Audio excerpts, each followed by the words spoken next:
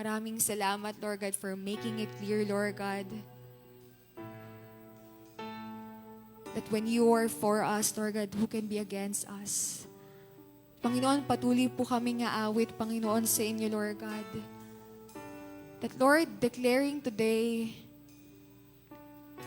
na lahat ng meron kami, Panginoon, ay galing sa inyo. At ang lahat ng meron kami, Panginoon, ay marapat na ialay po namin, Panginoon, sa inyo.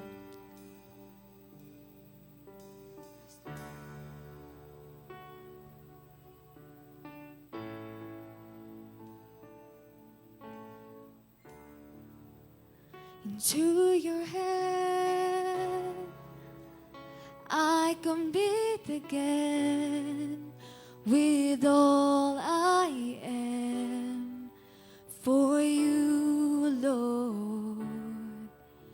You hold my world in the palm of your hand, and I am yours forever. Ooh, Jesus, I believe in you. Jesus, I belong to you. You're the reason that I live, the reason that I sing with all I am.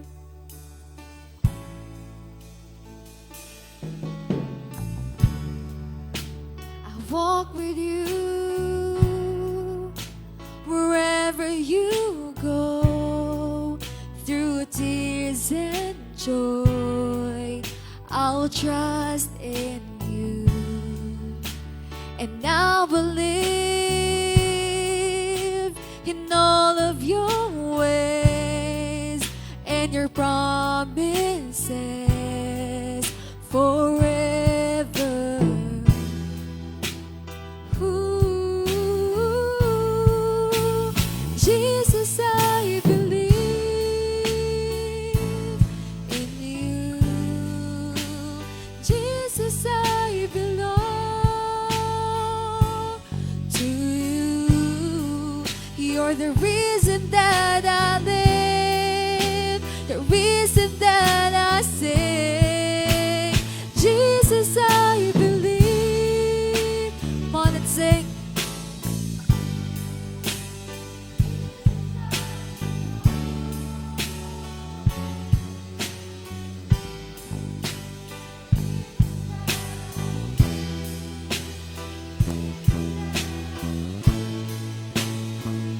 With all I am.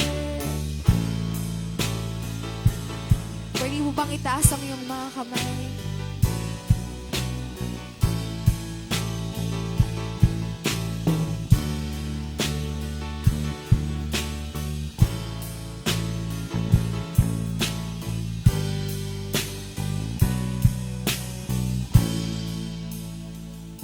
I will worship. I will worship you. I will worship. I will worship you. We will worship you, Jesus. I will.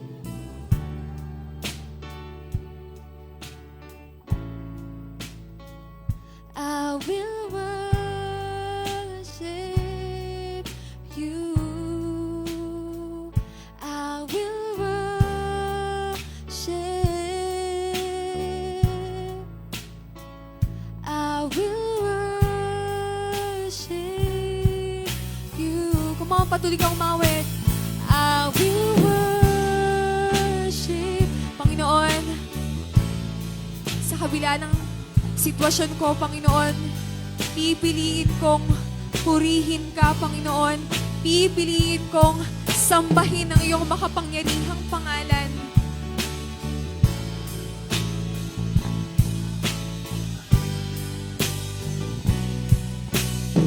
Minsan pa, I will work.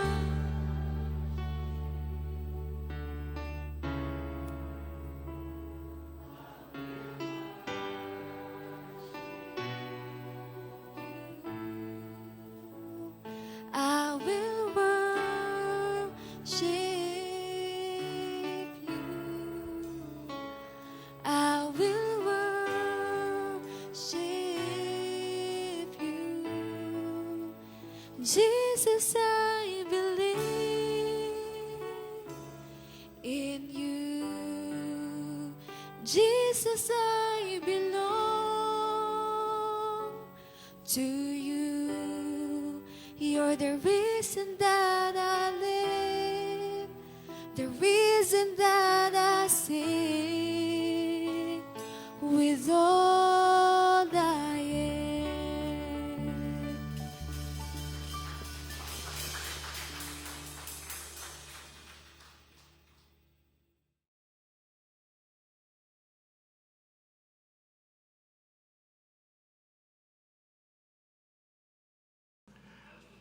Ngumiti po kayo. Pakita niyo ang inyong ngipin kung meron pang natitira. Okay? Madalas ko pong sabihin sa aking mga kinakaunselan, pinapayuhan ng mga ikakasal sa mga taong mga problemado, ay kahit anong mangyari sa buhay ninyo, sa tagumpay sa kabiguan, huwag mawawala ang sense of humor. Amen? Kailangan matuto tayong ngumiti. Kahit walang nginingitian, ngiti tayo. Bahala na kung anong isipin nila kung saan tayo galing. Diba? At ito po yung gusto ko sanang mangyari ngayon na meron na namang number coding. At sa Leyte, uso po yung mga habal-habal. Isang motorcycle, tapos may mga kahoy, 8 ang sakay. Pero dito po, ito ang aking pangarap na maging kuha natin, no? Novaliches Bayan. Tapos nakakalipad, di ba? Di ba maganda yan? Walang ganong traffic, di ba? I like that. Pwede palang sumabit, kahit sa ere. Don't do that. That's pretty dangerous. O sa mga tinatamad namang maglakad, gustong pumayat pero ayaw namang maglakad. Gustong lumiit ang tiyan pero ayaw mag-exercise. This is one way to burn fats. Ayan, ganyan na lang kung ayaw mong maglakad, di ba? Lumantad ka na lang dyan at kwan. Thank you for smiling. Pumalakpak po tayo.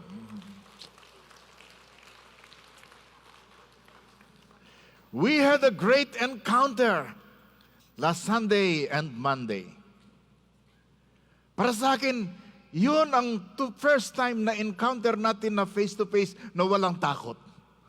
Napuno ng excitement. Kasi yung unang encounter natin noong April, medyo may takot pa eh. Kahit face-to-face. Naku, walang-wala po. Yung mga sinasabi nating online, limited, face-to-face na mga meeting. That encounter which ended last Monday, ay talagang, it was very liberating, very powerful, at talagang napakasaya po. Of course, dinagdagan pa ng icing on the cake, di ba? The proposal. At nung pinanonood ko yung mga informal video ng proposal ni Sir Tosi kay Doc Joy, naku, mas maingay pa po yung mga nanonood at mas excited pa. Parang ini-imagine nila, isang araw, kami naman. Di ba? Napakaganda po. And last Sunday sa ating message, sininimulan po natin ang isang maikling serye ng message ng The Power of Priority. The Power of Priority. Na pag sa isang disciple, sa isang anak ng Diyos, pag ang priority, ang pinakamahalaga sa kanya ay ang pagsamba sa Panginoon at pagtanggap sa kanyang salita, ang kanyang pagkabalisa, ang kanyang kabigatan ay magiging kagaanan. Ang mga kalungkutan ay magiging kasiyahan. The power of priority. Ngayon naman, itutuloy po natin yon. The same idea, the same thought. Pero ang titingnan po natin ay si David, the greatest king of Israel. Psalm 27.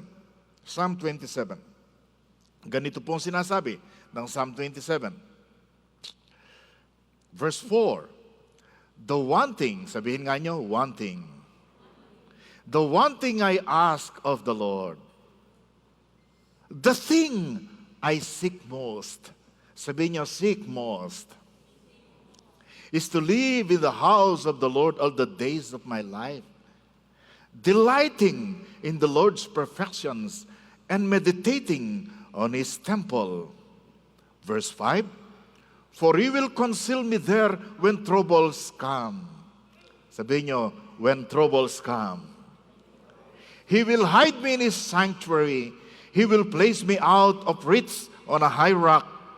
Then I will hold my head high above my enemies who surround me. At His sanctuary I will offer sacrifices with shouts of joy, singing and praising the Lord with music. Tayo po'y manalangin. Dakila naming Diyos at aming Ama, magbukas ka po ng isip at puso at kaluluwa. Send forth your Holy Spirit to work among us mightily. Speak to your servant and through your servant.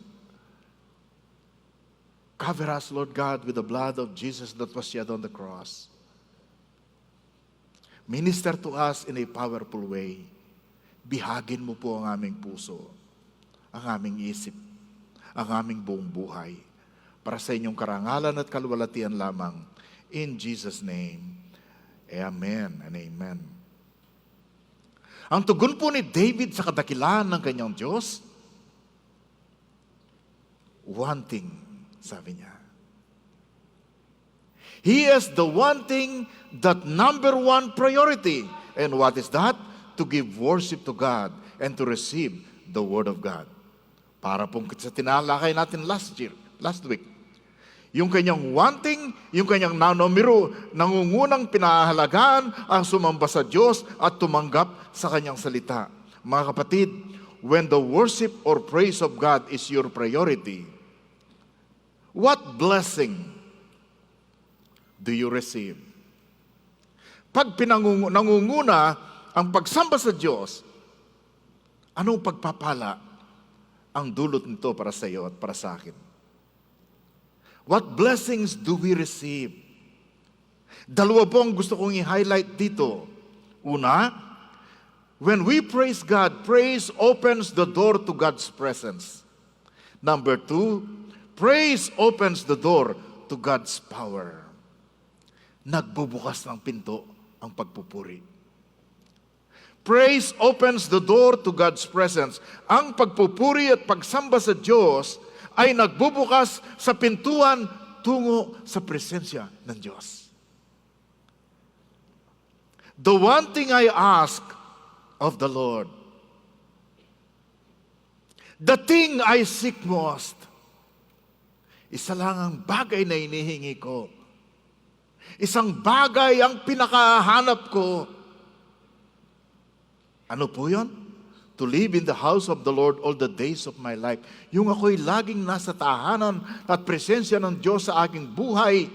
Nang kagalakan ko, delighting in the Lord's perfections, at ako'y nagbubulay lagi sa kanyang templo. Tingnan po niyo yung word. I ask, I seek the most. Alin po ang pinakananais ninyo sa inyong buhay sa mga oras na katulad nito? Sabi po ng Biblia, pag hinanap mo ang Diyos, matatagpuan mo siya. Basta hinanap mo siya ng buong puso. When you live in His house, pag ikaw ay tumatahan sa kanyang tahanan, at ikaw ay nagagalak sa kanyang kadakilaan, sa kanyang perfection, you will enjoy the very presence of God. Alam mo, pwede kang tumira sa isang napakagandang hotel. Pagising mo sa umaga, Sister Oakley, nandun na yung lahat ng bread, yung lahat ng cheese na gusto mo. Nandun na yung lahat ng pagkain ng kwan. And then, matsyempuan mo pa, nandun yung mga sikat na tao na gusto mong makausap. Kaya kayo lalapit magpapaselfie.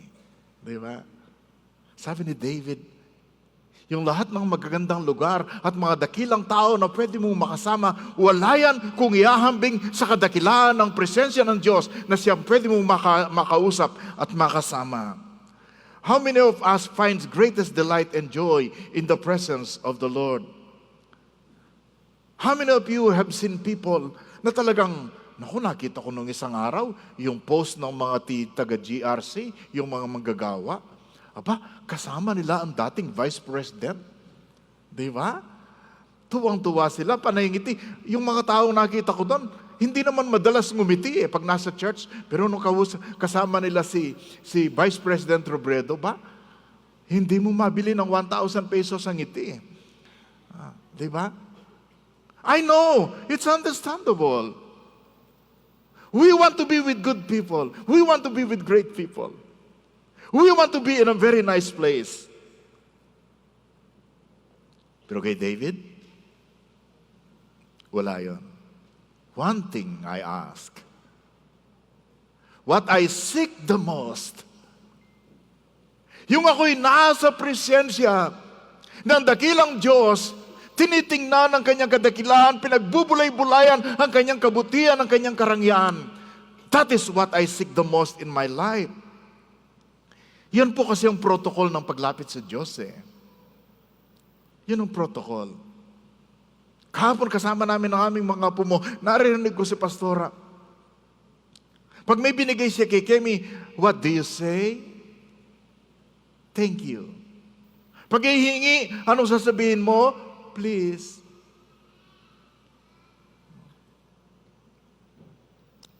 I love you, Kemi. I love you, Yoyo. Diba? The protocol. How do you approach God?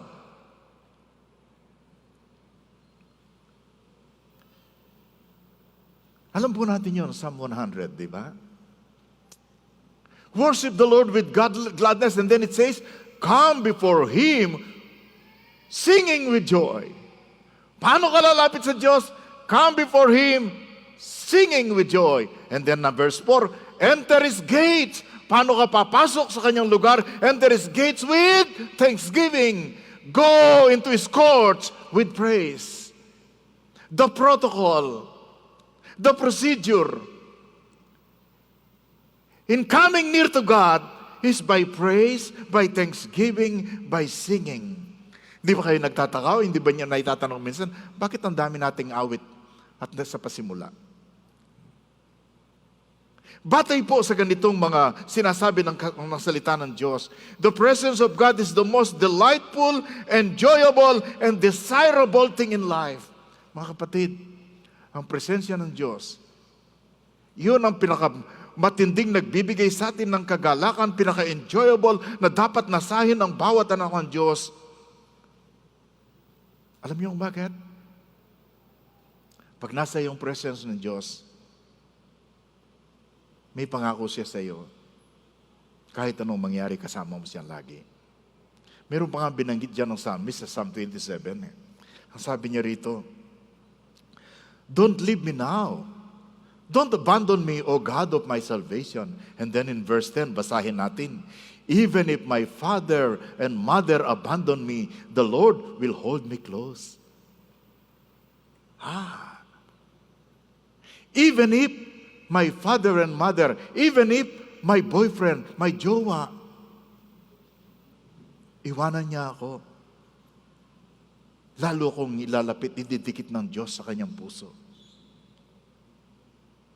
Sa inyo, bawat isa inyo na binibiktima ng pangiiwan, sabi ni Lord, lumapit ka sa akin, hanapin mo ang presensya ko. At ang pangako niya sa iyo sa Hebrews 13, yes, palakpakan po natin siya.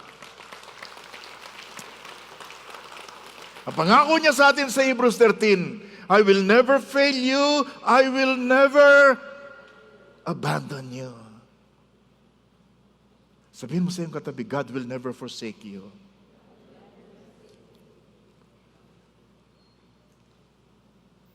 At itong ganitong Diyos na nagmahal sa iyo ng labis, na siyang pinakamakapangyarihan, pinakamabuti, yun ang nagsasabing, lumapit ka sa akin, hindi kita iiwanan.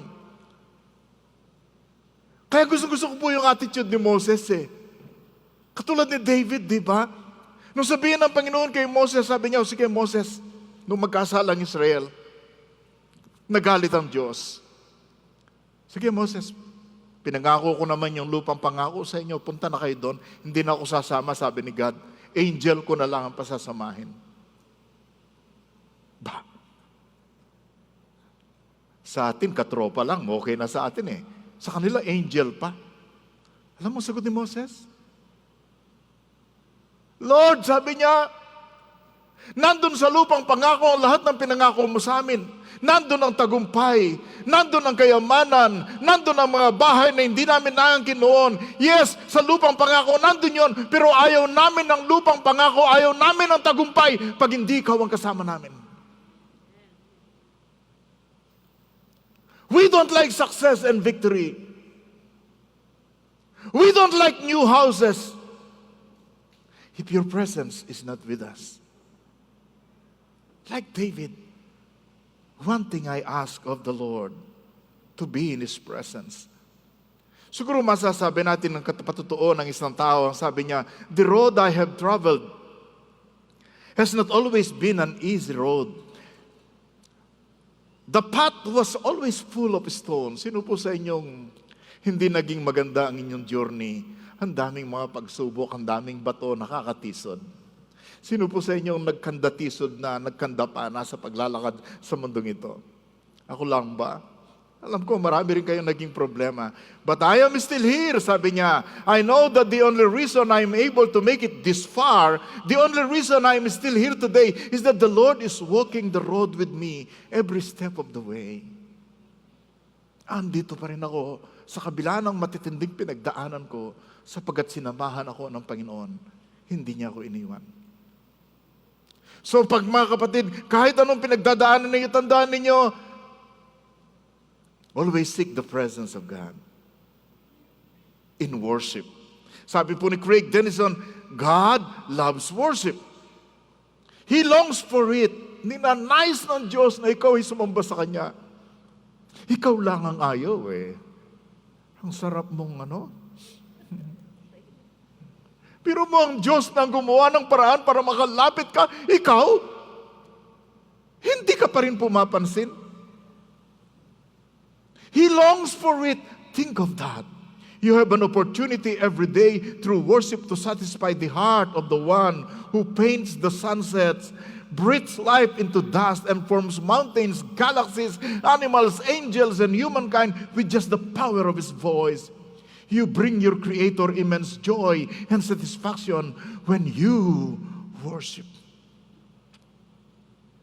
Ang Diyos na sa kapangyarihan ng Kanyang salita, ipinunta niya ang napakagandang sunset sa umaga, pati na ang paglubog ng araw.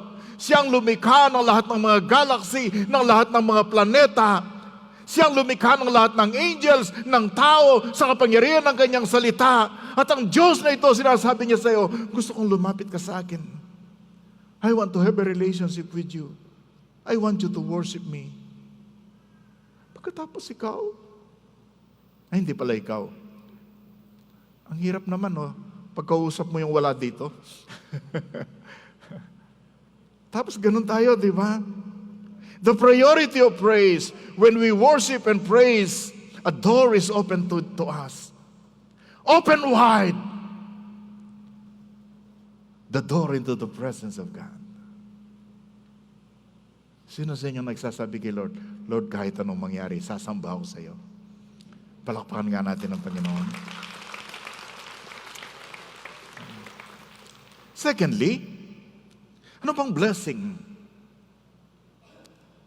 ang dinadala sa atin ng ating pagpupuri sa Diyos? Praise opens the door to God's power. Praise opens the door to God's power. Pag ikaw ay nagpupuri, pumapasok ka sa presensya ng Diyos. Pag nasa presensya ka ng Diyos, ikaw ay pumasok sa pintuan ng kapangyarihan ng Diyos. Alam niyo, nakikita ko? When the presence of God is there, the power of God is there. When the power of God is there, it expels the power of Satan and his demons. Pag nandun ang kapangyarihan ng Diyos, itinataboy nito ang kapangyarihan ng Diablo at ng kanyang mga demonyo at ng maraming mga problema. Sapagkat yung mga bagay na yan, hindi pwedeng tumayo sa harap ng ating Panginoon. Be in the presence of God and you will experience the power of God. Ano po sabi rito? For He will conceal me. He will conceal me there when troubles come. Pagdating ng trouble, hindi sinabing if troubles come. Pag sinabing if, posibleng dumating, posibleng hindi. Pero pag sinabi mong when, sigurado darating ang trouble. Hanggat nasa planetang Earth ka, magkakaroon ng trouble. Kung ayaw mo ng trouble, mag-resign ka sa planetang Earth. Saan mo gusto? Diba? As long as you are in this earth, there will be troubles. Pero ang maganda, sa panahon ng trouble, sinong tutulong sa iyo? Sinong magtatago sa iyo? He will hide me in His sanctuary. He will place me out of reach on a high rock. Then I will hold my head high above my enemies who surround me. Yung kapangyarihan ng Diyos ay pwede mong maranasan sa tatlong area. Sa maraming areas po ito. Pero gusto ko lang i-highlight ang tatlong larangan ng buhay kung saan pwedeng kailangan natin at pwede nating maranasan ang kapangyarihan ng Diyos. Ito po yung the power of protection, the power of provision, and the power of promotion. Hindi ba okay na yan? Kahit wala nang iba, marami pang iba, pero yun lang tatlong bibigyang diin natin. Sino sa inyo gustong maranasan ang kapangyarihan ng Diyos para ingatan ka? Di ba? Alam ko, yung iba sa inyo cellphone nga ninyo, pinapaingat pa niyo kay God Buhay pa kaya natin? Di ba? The power of protection. For He will conceal me there when troubles come. He will hide me in His sanctuary. He will place me out of reach. Sabihin niyo, out of reach. Ilalagay niyo ako sa isang lugar na hindi ako pwedeng habulin ng aking kaaway. Sa Tagalog, itatago niya ako kapag may kaguluhan. Please, pag walang kaguluhan, huwag lang magtago, okay?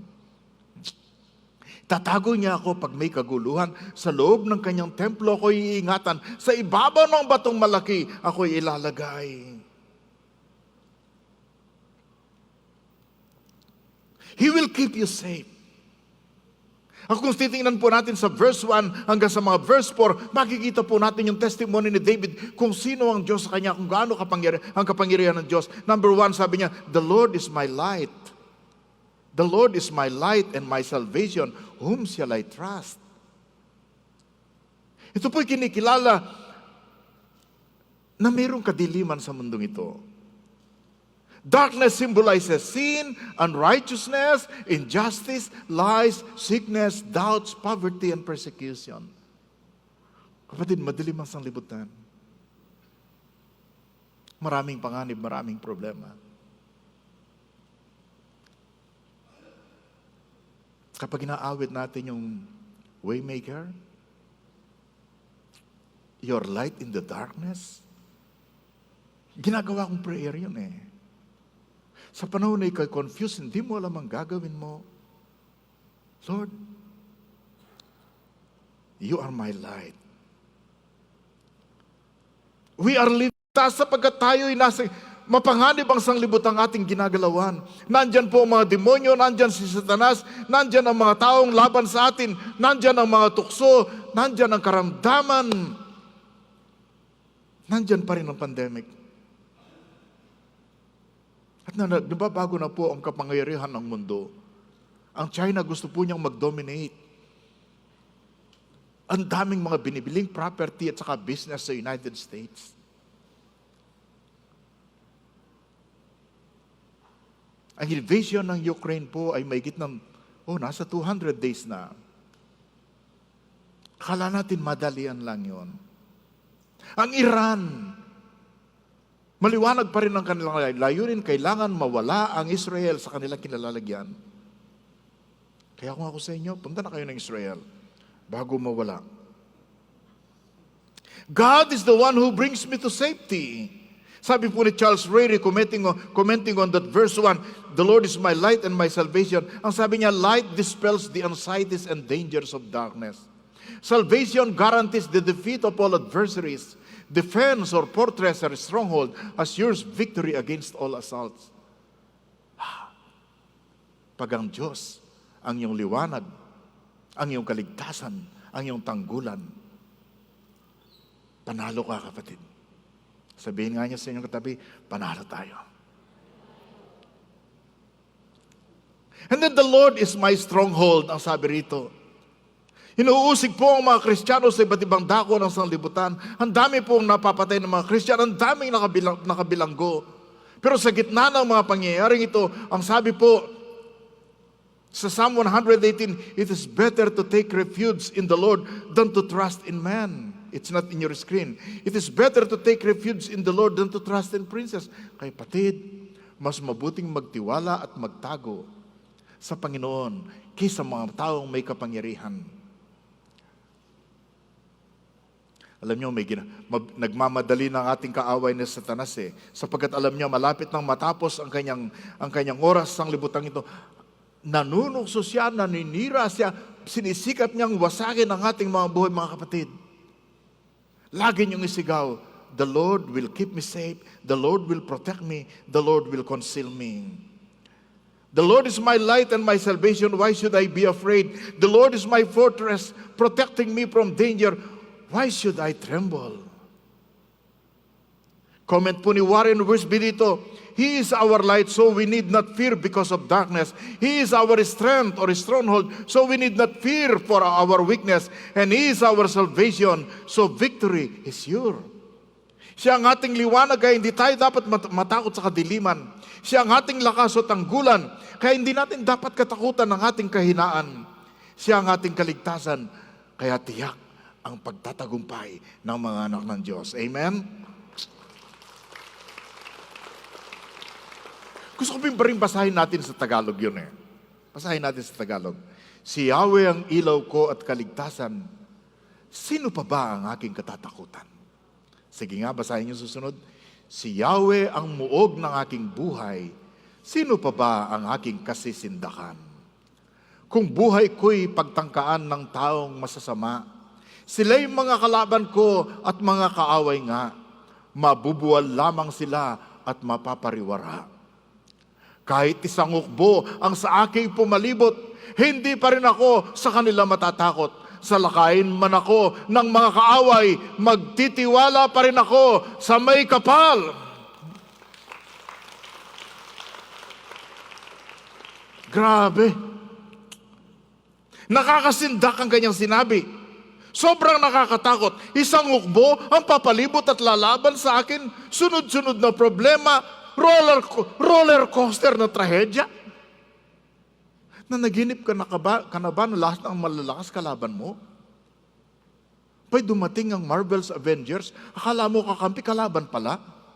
Dumating ang Justice League, pa'y kalaban pala. Dumating ang Probinsyano at saka Agila, pa'y kalaban pa rin. Dumating si Darna, kalaban mo pa rin.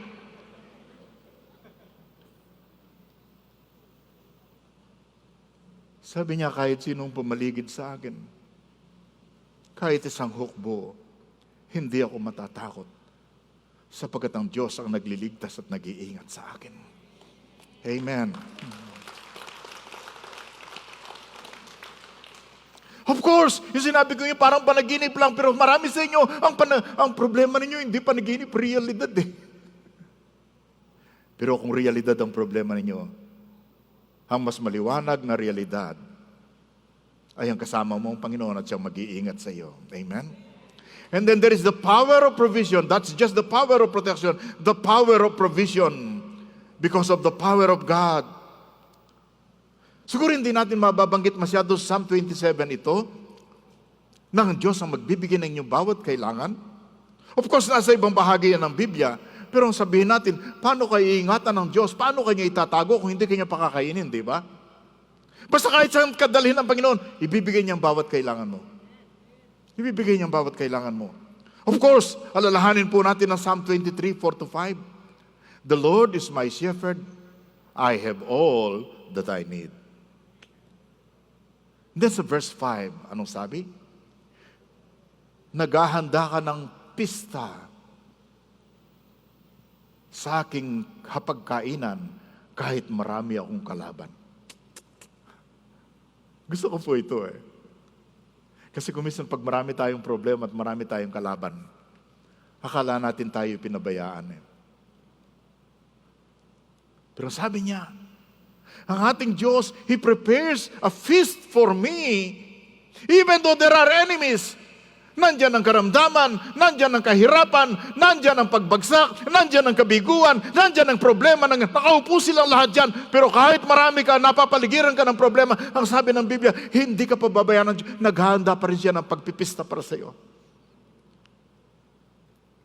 You honor me by anointing my head with oil, my cup overflows with blessing. Basahin nga niyo yung huling bahaging yan, my cup overflows with blessings.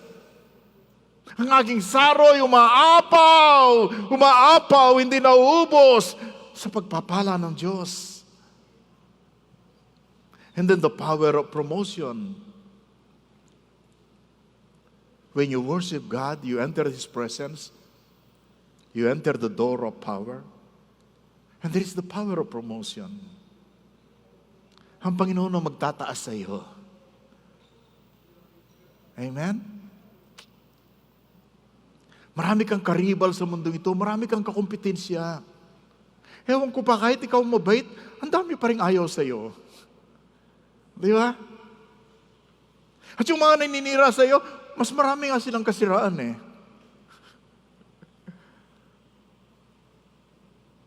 And of course, even sa iyong career, sa iyong community, normal lang kasi limited ang resources ng mundo. Gusto mo to, gusto din nila, at marami kang kalaban.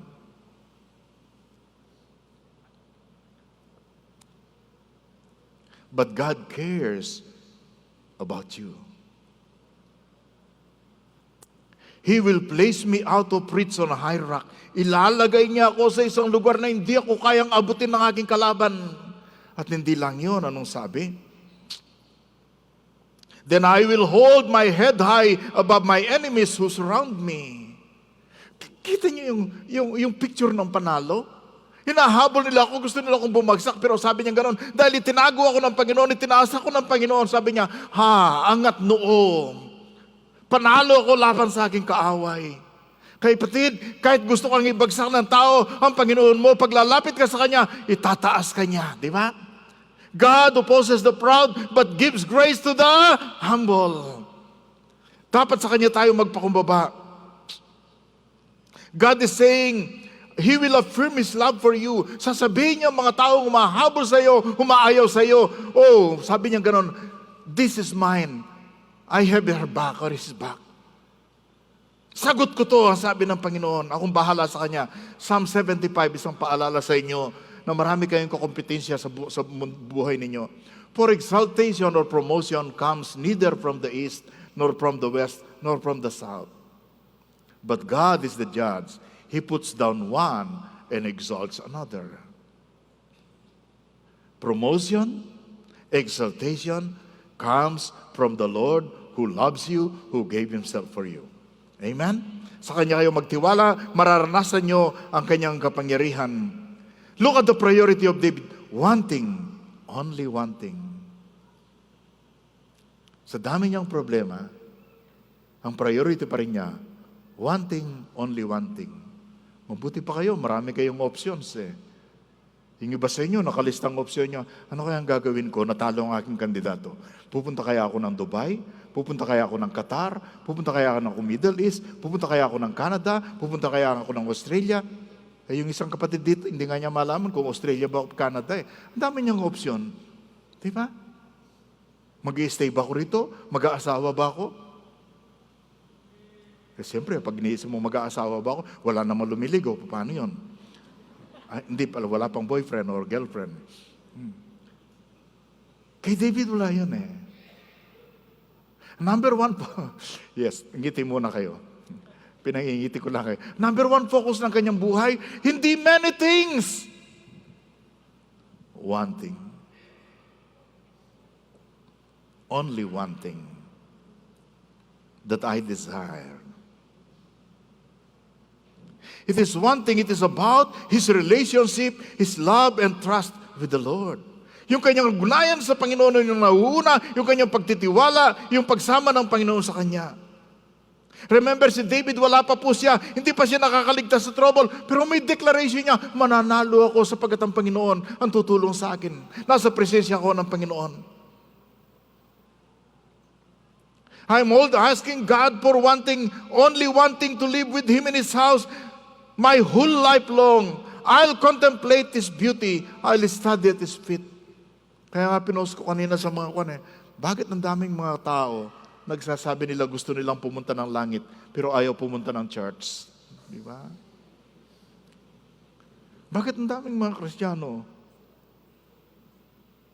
Ang sabi nila, mahal na mahal ko si Lord, hindi ko siya ipagpapalit. Lagi ako siyang sasambahin. Pero pag umulan, next time na lang, Lord. Wala pa sa kanila yung one thing, Wala pa sa kanila yung tunay na, yung talagang heart ni David na, one thing I desire. By the way, sa pagwawakas po natin, ba't ganun si David? Saan galing kanyang puso? Natatandaan nyo? Nung i-reject ng Panginoon ang unang hari ng Israel, si Saul, ang sabi ni Samuel kay Saul, God rejected you.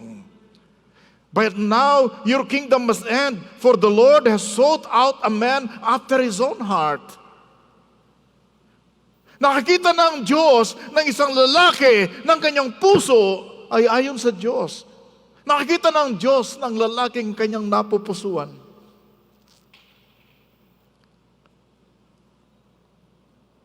Mula sa kanyang puso. Anong klaseng tao ang napupusuan ng Diyos? Natatandaan po nyo, nung maganap na si Samuel, pinapunta siya ng Diyos sa pamilya ni Jesse. Sabi niya, punta ka doon. Para hindi ka mahalata ni Saul, kunyari ikaw ay magdadaos. O magdaos ka ng isang ng offering, ng pista doon. Pero i-anoint mo ang isa sa mga anak ni David. Tapos nung pumilang mga anak ni Jesse, puro matatangkad, mga gwapo, matitipuno. Pagkakita ni Samuel, sabi niya, baka pinili ito ng Diyos. Grabe, ang tangkad, ang lakas. Tapos binulungan siya ng Panginoon, Samuel, huwag kang tumingin sa panlabas. Ang mga tao tumitingin sa panlabas, pero ang Diyos tumitingin sa puso. Tapos nakapila na lahat. Sabi, wala pa rin nasabi. Sinabi si Lord na itong pipiliin. Sabi niya, Jesse, ito lang ba ang mga anak mo? Meron pa po, nandun sa pastulan. Tawagin mo siya. At nung makita si David, sabi ni God, yan ang piliin mo. A man with a heart for God. A man na nagsasabi sa atin sa Psalm 27, one thing I ask, one thing I desire. No wonder he became the greatest king of Israel. Bakit po siya sinabing a man after God's own heart? The heart of David, single-hearted or whole-hearted devotion to God in worship and in the Word. Ang puso ni David, single-hearted po, whole-hearted ang kanyang devotion to God sa pag-worship at sa pagtanggap ng kanyang salita. What is your one thing?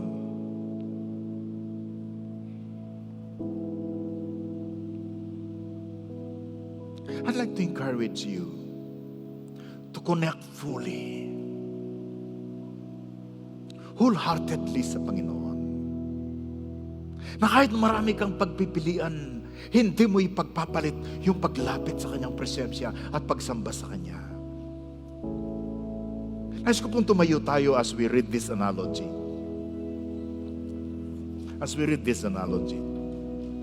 Think of it this way. I'd like you to join me in reading this. When God created fish, He spoke to the sea. Di ba?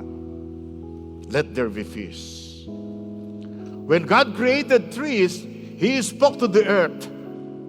kailangan umusbong ang mga kahoy at mga halaman. When God wanted to create a person, a man, He spoke to Himself. Anong sabi ng God? Then God said, let us create man in our image and in our likeness. If you take a fish out of water, what will happen? It will die. Pag tinanggal mo ang kahoy sa buhangin, mamamatay din. When man is disconnected from God, he dies.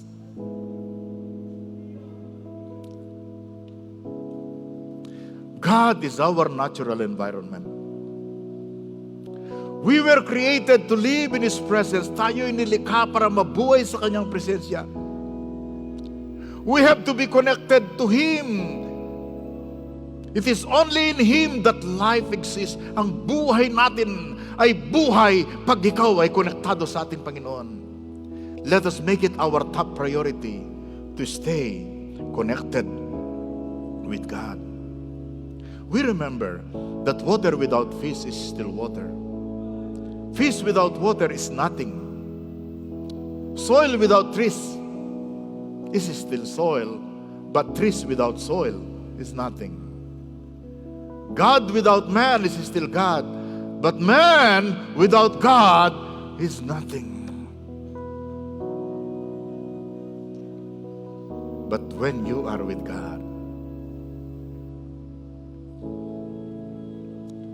you are alive. And life is something. Life is something. Piliin mo sa oras na ito, Lord, kahit anong mangyari, ang connection, ang relasyon ko sa iyo, ang pahalagaan kong una sa buhay ko. Let's worship the Lord.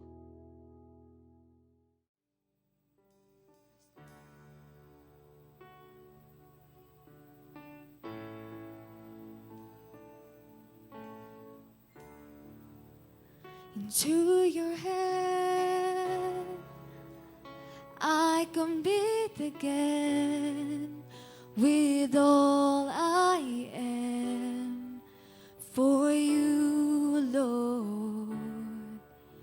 You hold my world in the palm of your hand, and I am yours forever. Ooh, Jesus, I believe in you. Jesus, I belong to you. You're the reason that I live, the reason that I sing with all I am.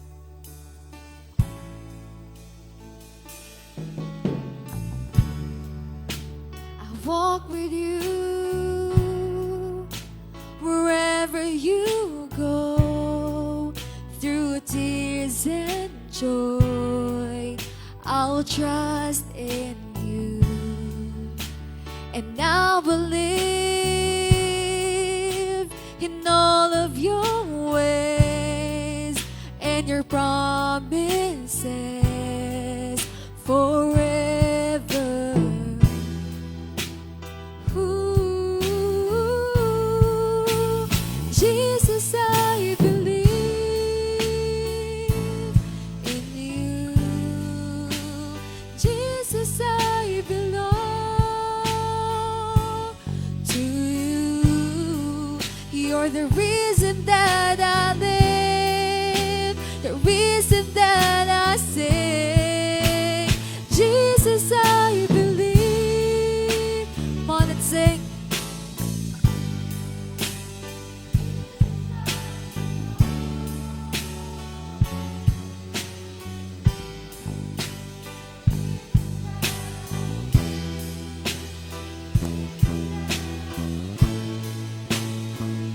With all I am.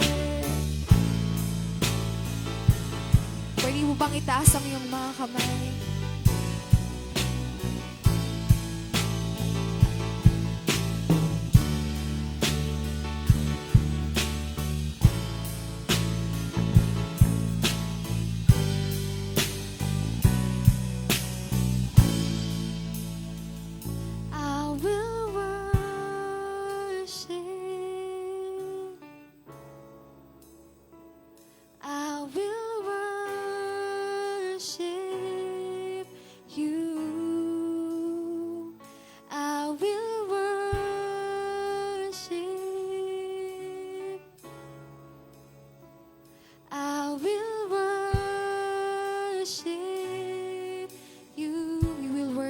Jesus.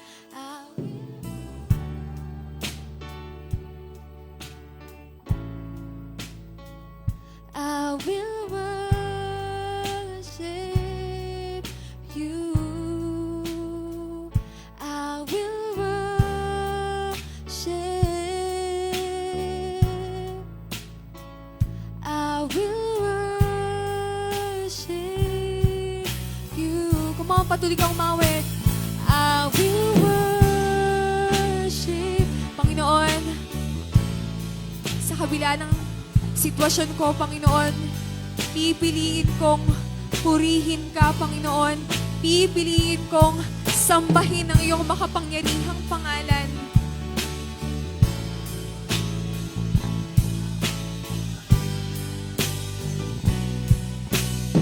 Minsan pa, I will work.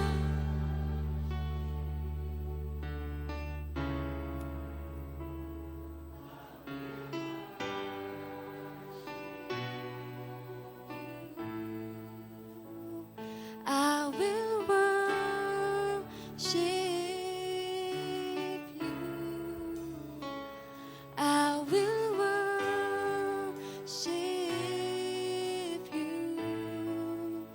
Jesus, I believe in you. Jesus, I belong to you. You're the reason that I live, the reason that